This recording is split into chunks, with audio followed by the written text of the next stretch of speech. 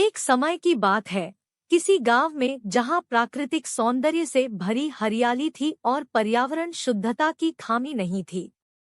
यहाँ के लोग सदा से ही अपने परंपरागत जीवन शैली और संस्कृति को महत्व देते थे। गांव में हर गली, हर चौराहे और हर कुआं एक कहानी सुनाता था। यहाँ की मिट्टी में गांव के इतिहास की खाकी खुशबू भरी हुई थी। गांव का नाम था गोला।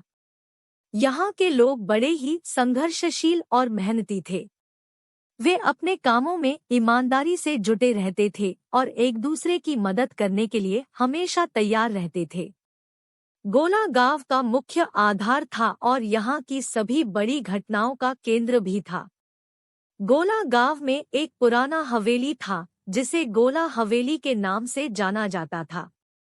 यह हवेली बहुत ही पुरानी थी और इसके दीवारों में समय के साथ बहुत सी कहानियां छिपी हुई थी। हवेली के अंदर के दीवारों पर दादी नानी की कहानियों के अतिरिक्त कई पीढ़ियों के गुप्त रहस्य भी थे। गोला हवेली के मालिक गिरिधर चंद्र एक पुराने जमाने के श्रेष्ठ व्यापारी और समाज सेवक थे।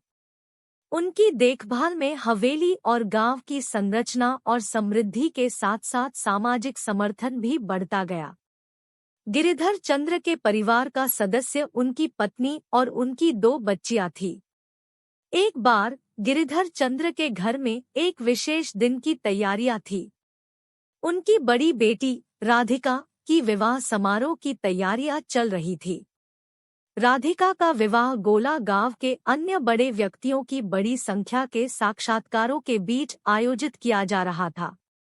गिरिधर चंद्र ने सोचा कि इस अवसर पर गोला हवेली को और भी सुंदर बनाने की आवश्यकता है। उन्होंने अपने परिवार के सदस्यों और गांव के अन्य सहायकों को बुलाया और साथ में हवेली की सजावट के लिए आवश्यक काम का निर्देश दिया। सभी लोग गिरिधर चंद्र के नेतृत्व में समृद्धिपूर्वक काम में लग गए। गोला हवेली को रंग-बिरंगा बनाने के लिए लोगों ने लाल, पीला, नीला, हरा और अन्य रंगों से सजावट की। हवेली के अंदर फूलों की खुशबू से भरी महक फैल रही थी। गोला हवेली के आसपास लाल गुलाब के पौधों ने उन्हें और भी सुंदर बना दिया था। विवाह समारोह के दिन गोला हवेली में अद्भुत सजावट थी। हवेली के सभी कोनों में रोशनी के दीपक जल रहे थे और हवेली के समीप बैठे गांव के लोग भी उत्साहित थे। राधिका की सुंदरता ने सभी को मोहित कर दिया था। वह एक परिपूर्ण भारतीय ब्राह्मण विवाह का उदाहरण था, जिसमें परंपरागत रीति-रिवाजों को ध्यान में रखते हुए संपूर्ण समृद्धि से संपन्न हो रहा था। विवाह समारोह के दौरान गोला हवेली में एक विशेष अभियान भी चलाया गया था।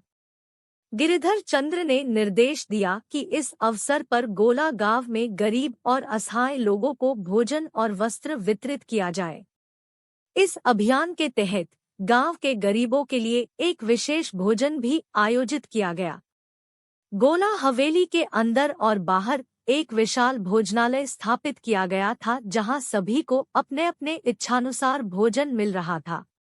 विवाह समारोह के बाद गोला हवेली में खुशियां और उत्साह की लहरें थमने का नाम ही नहीं ले रही थी।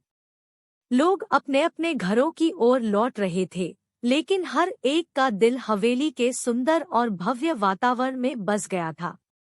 गोला हवेली के समीप ही एक छोटा सा पुलिस चौकीदार मनोहर लाल निवास करता था। मनोहर लाल एक ईमानदार और समर्पित पुलिस अधिकारी था, जो अपने क्षेत्र में निरंतर सुरक्षा और कानून और क्रम को बनाए रखने के लिए काम करता था।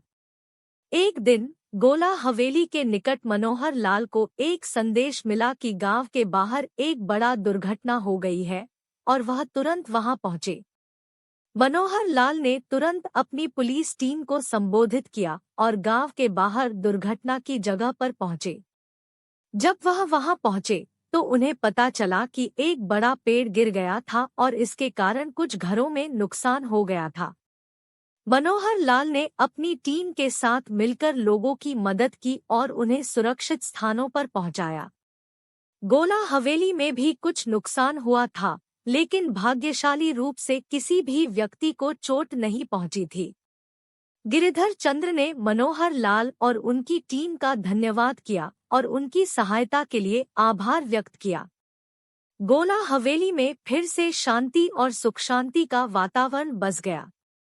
लोग अपने अगले कामों के लिए तैयार हो गए और गोला गांव के संघर्षशील और मेहनती लोगों ने एक बार फिर से अपने समुदाय की ताकत और समृद्धि को दिखाया।